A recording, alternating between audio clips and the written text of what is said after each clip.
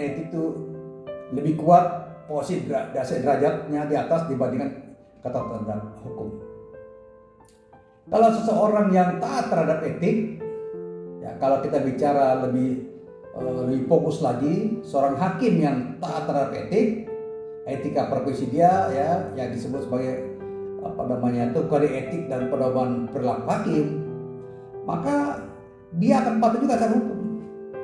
Bayangkan misalnya seorang hakim pengadil ya yang buat keputusan terkait dengan terjadinya pelanggaran hukum ya, tapi dia juga melanggar hukum, bahkan melanggar etik ya. Contoh misalnya,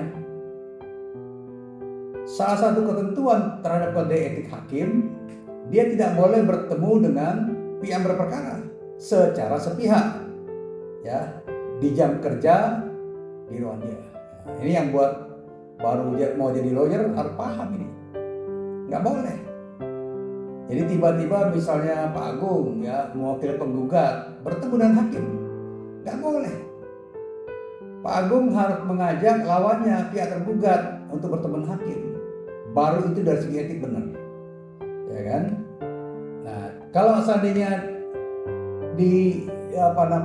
tidak taat terhadap etika profesi itu, maka akan bergeser menjadi pelanggaran hukum.